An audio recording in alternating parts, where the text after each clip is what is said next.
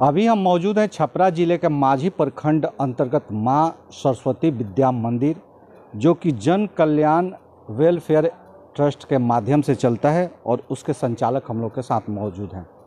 School में नए सत्र की शुरुआत होने वाली है और नए सत्र को लेकर बच्चों का नामांकन किया जाएगा। लेकिन खास करके देखा जाता है कि जब नए सत्र की शुरुआत होती है तो अभिभावक जो होते हैं वो काफ़ी परेशान होते हैं स्कूल के फीस को लेकर, वगैरह वगैरह कई परेशानियां उनके सामने आती है। लेकिन ऐसा कहा जा रहा है कि इस स्कूल में इस बार जो नामांकन की प्रक्रिया होगी वो अभिभावकों के सुविधा को देखते हुए बनाया गया है।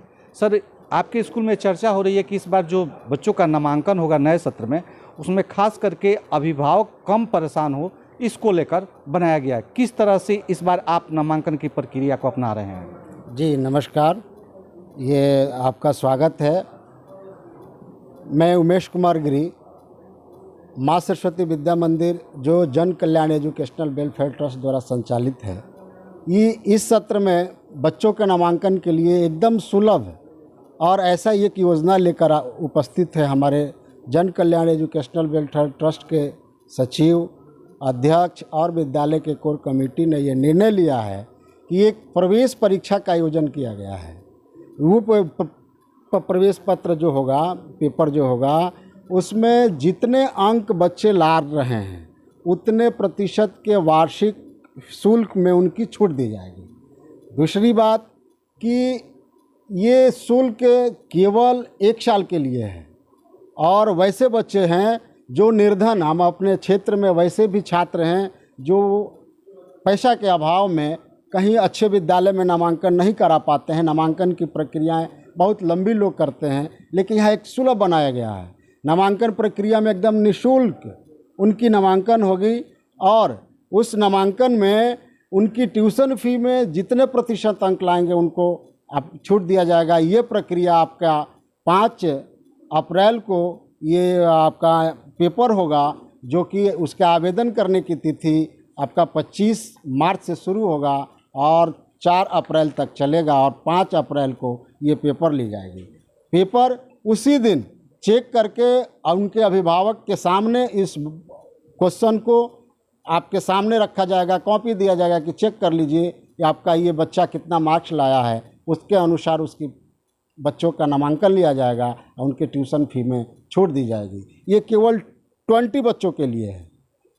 टॉप 20 बच्चे से हम लेंगे, 1 से लेकर 8 क्लास तक के बच्चों का ये नामांकन होगा उसमें, और अलग अलग क्वेश्चन दी जाएगी। हर क्लास का अलग क्वेश्चन होगा। ये नहीं होगा कि एक क्वेश्चन से पूरे क्लास का लिया जाएगा, नहीं। अगर 1 क्लास का सिलेबस जो होगा 4 विषयों का पेपर होगा, वो 4 विषय में कौन कौन सा होगा? हिंदी 25 नंबर का होगा, मैथ 25 नंबर का होगा, उसमें रीजनिंग भी जुटा रहेगा, उसके बाद जीके जीएस होगा और आपका साइंस होगा। ये 4 विषयों का होगा, 25-25 नंबर का पेपर होगा। उस 25 नंबर में यानी 100 नंबर का हुआ, 100 नंबर में अगर मान लीजिए कोई बच्चा 90 नंबर लाता है तो उसके ट्यूशन फ़ी में, पूरे सालाने ट्यूशन फ़ी में 90% का माफ़ी होगा, उसका माफ़ हो जाएगा। उसके बाद अगर जो बच्चे मान लीजिए 20 बच्चे नहीं 100 बच्चे 200 बच्चे पेपर में बैठते हैं, तो उस 100 बच्चों में टॉप 20 को हमको लेना है और बाकी जो बच रहे हैं उनको सालाना शुल्क में 20% का छूट देंगे जो उनकी नामांकन होगी। और हमारे विद्यालय में होनहार बच्चे बहुत ऐसे हैं जो आज 2006 से विद्यालय का स्थापना हुआ और उस समय से चल रहा है। देखा जाता है कि स्कूल जितने भी प्राइवेट सेक्टर से हैं, सब अच्छे बच्चों को ही अपने स्कूल में लेना पसंद करते हैं। तो जो शिक्षा में कमज़ोर है, जिनका अभिभावक पढ़ाने में कमज़ोर है, वैसे बच्चों के लिए आपके स्कूल में क्या व्यवस्था है?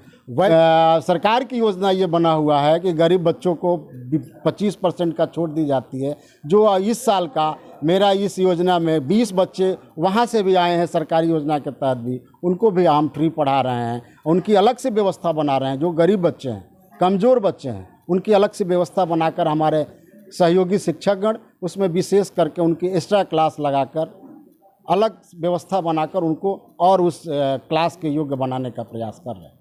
देखा जाता है कि जब भी मार्च का महीना आता है तो जो लड़के जैसे आपके 1 से पढ़ रहे हैं, 2 में जाते हैं तो 2 में फिर उनसे रीएडमिशन के नाम पर चार्ज लिया जाता है, फिर उनका टोटल वही सब कुछ देना पड़ता है, तो ऐसा क्यों होता है?